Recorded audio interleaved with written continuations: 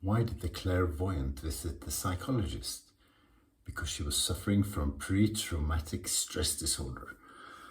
Welcome to Shave&Butcher. We're at the summer house today and it's time to start using the goodies that was sent by Marion the Barbarian. Today it'll be CBL's Cigar Shop Indian.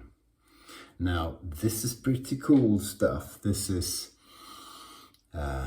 tobacco, leather, spent gun smoke and roasted jalapeno. So sort of having a sit down in the saloon in the Old West sort of thing. Apparently roasting jalapeno as well. Oh shit, good. I'm going to, pair it with this. Local Gent and local Gent shaving company. This is Tobacco Lounge. So this is tobacco, leather, cedar and smoke. Pretty cool. I hope I got those right. I could have been mixing them up a bit, but I think that will be a good pairing. And this is like a slightly sweeter version of Gratio League Square. Really cool.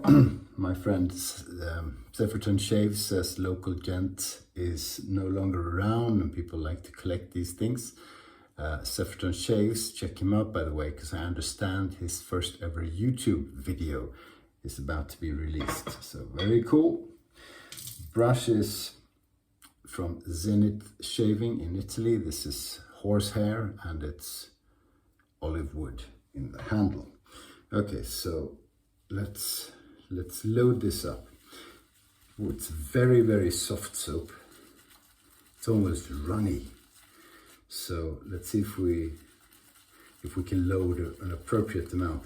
It's always tricky with a new soap to know how much you should load. And especially I think when they're soft, you tend to either overload because they're soft or you don't load enough because you're too careful because they're soft.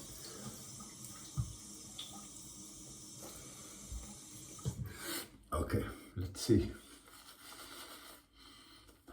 Oh, yeah. This smells like smoke too. So, leather, tobacco, spent gunpowder. Yeah, that's what it is. And freshly roasted jalapeno. I hope you can see. I know the light in here isn't ideal. You know, this soap, which I haven't checked, I don't know if it's made anymore. It gives a very good first impression. So I'm just painting a bit of water into this first coating. And we'll gradually get the hang of the soap and how you build the leather. Well, leathers very easily. Feels very soft on the skin. Now, that has a lot to do with the brush as well, obviously. What's in this soap then? Oh, here you go. Beef tallow, coconut oil, glycerin oil,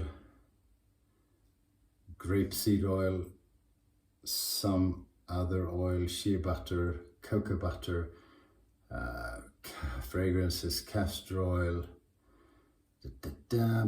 bentonite clay and stuff. Bentonite clay. Did you know bentonite clay is named after a fort in Wyoming? Fort Benton, I think it is. Because there was a lot of it there. This goes into a lot of cosmetics products. It's very fine. Well, clay in general is very fine. And other kinds of clay like kaolin clay you use as fillers in paper. You use it in China, obviously, porcelain. And you use it as fillers in cosmetic products and paint. That's kaolin clay. Bentonite clay, I'm not sure, but all clays have very fine particles.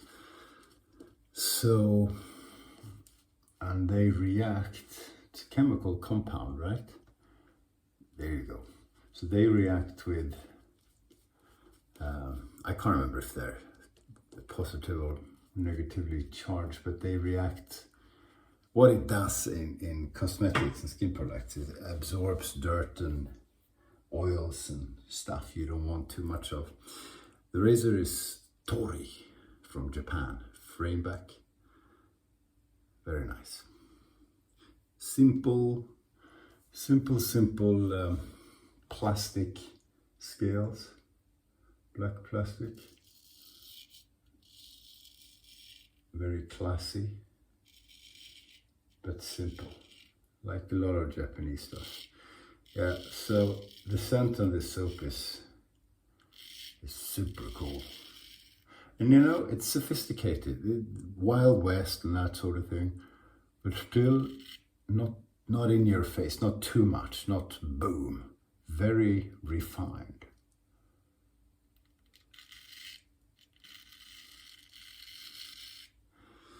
Feels, I'm gonna check where it's made. And I can't see that, but it feels like something that's made in the US South, you know, by a southern gentleman. Probably I'm way off, it's probably Mexican. I really should know, but I can't read it on the container.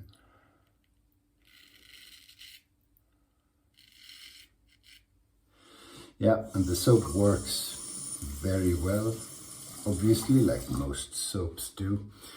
The lather is quite light, it's not super heavy. But of course it's the way I made the lather. Other people may make it differently.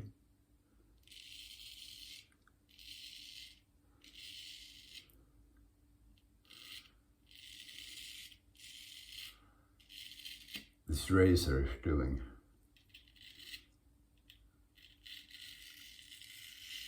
his job.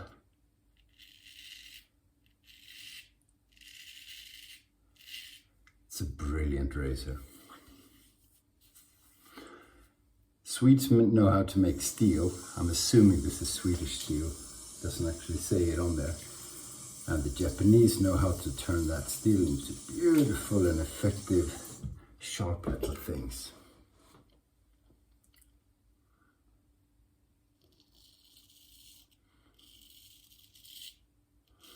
I'm very happy with the scent on this soap. And it'll be interesting to pair it with the aftershave. Because obviously they're not necessarily made for each other. Local Gent shaving company had a soap with this scent profile, which I don't have.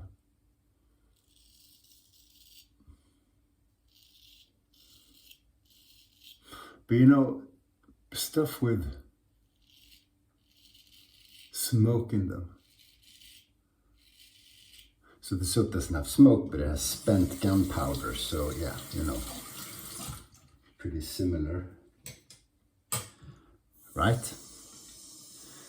Those are interesting, and those are difficult to nail. And I can't say I have loads of them. I have Lit from Shannon's soap, which is very smoky. And it's sort of Ohioan wilderness meets, it is Ohio, right? Yeah, it meets sort of Cleveland city center. So where's the smoke in that? Well, it comes from both. This one is really, really so well balanced. You get the leather, you get the tobacco. I can't say I know exactly what smoked jalapeno smells like. But you probably get that too. But then there's the gunpowder. Very cool.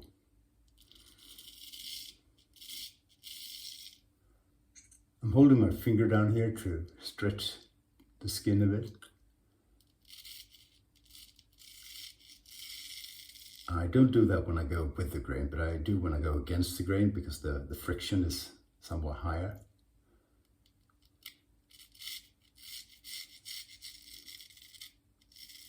You know, I was planning to do an outdoor shave. I had all the kit ready, etc., and then it started pouring down. Get this space dry so I can stretch as well. Now I think the sun is out again, so bloody typical. But I will be doing outdoor shaves. I think that's fun. I enjoy that.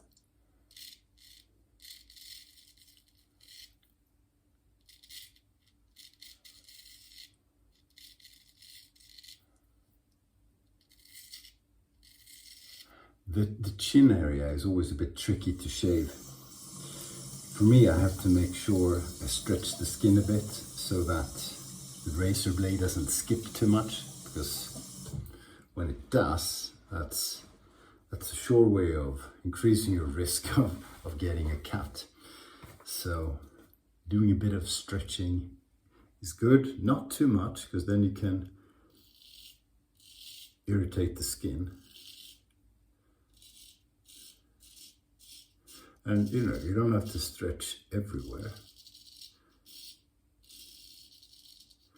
The stretching is, you know, just keep it taut. I call it taut.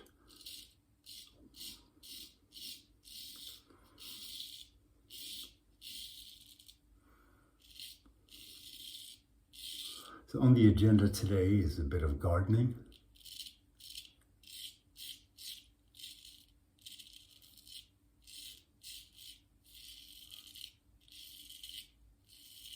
I need to trim the hedge quite a bit. It's all around, so it's quite a bit of work.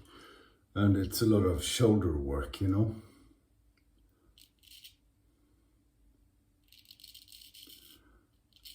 But we'll get it done.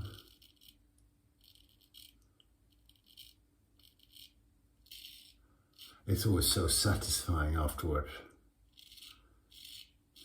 You know, it's like mowing the lawn. It's very satisfying when you're done.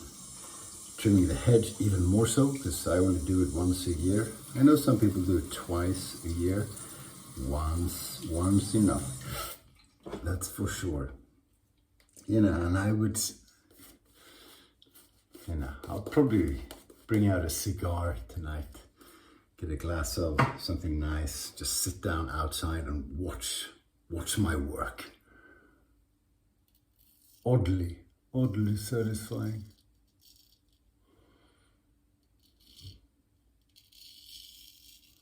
This is the nicest and most interesting scent in a new soap that I've experienced in quite a while. Really is very nice. Super happy. You know, it's sometimes trying out new products is such a joy.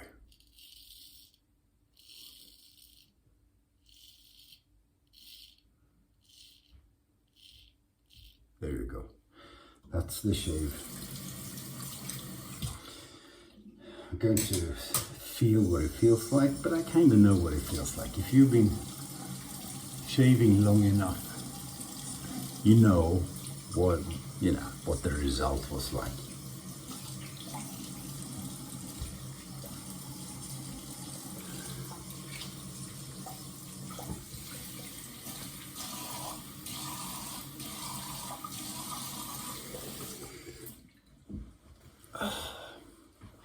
Beautiful. Not perfect, not BBS. To get to BBS, I have to do touch-ups, and I very rarely do, especially with a straight razor, because you know, I shave almost every day. Okay, local Gent shaving company. I'm looking forward to this just as much as the soap. Okay, that should be enough.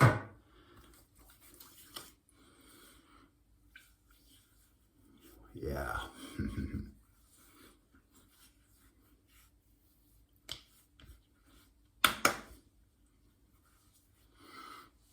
That is lovely. That is lovely. So it has a little bit of a sweetness to it, just enough. I don't know where that comes from. It's not the same scent as the soap, but it's beautiful. And in a short while, you know, it may change a bit. Leaves the skin feeling good so far, but it takes a while for you to really experience post-shave qualities. Wow, really cool. But a reminder of Gratiot Square for declaration grooming, quite a bit actually. But slightly softer, not so much, yeah, more refined maybe, I don't know.